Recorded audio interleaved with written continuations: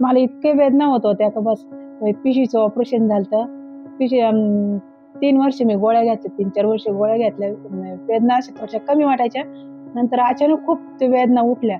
मी वनिता जितेंद्र सदाफा, राहणार राहता. तर मी इतके हॉस्पिटल फिरले, इतके फिरले, 4-5-6 डॉक्टरांकडे गेले. 4-4 पेन किलर घेऊन बी बरं वाटत नव्हतं. जेव्हा माझ्या मुलांनी डिसिजन दिला आपण इकडे जाऊन बघू, त्याने डॉक्टरांनी MRI केला. MRI मध्ये ते म्हणे आपण हे करावं लागेल ऑपरेशन. ते केलं.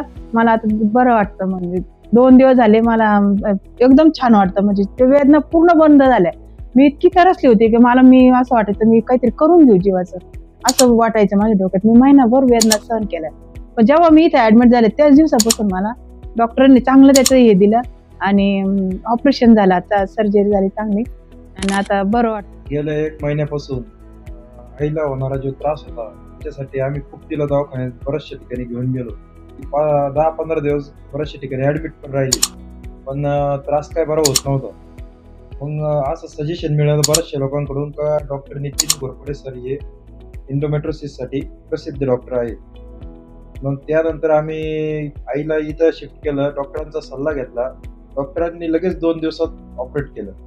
तर आई लगेच संध्याकाळी 4-5 वाजेपर्यंत चालायला लागली. आज तिला डिस्चार्ज आहे. कालच ऑपरेशन झालं, आज डिस्चार्ज. असं स्त्रियांनी अंगावर आजार काढू नका. जो डिसिजन घ्यायचा तो चांगलं घ्या. डॉक्टर घोरपडे खूप छान, म्हणजे इतका मला आनंद झालेला आहे का माझं ऑपरेशन केलं त्यांनी, याच्यातून मला बाहेर काढलं. मी ते सांगू शकत सुद्धा नाहीये माझ्या ह्याच्यात. इतकं छान वाटतंय मला.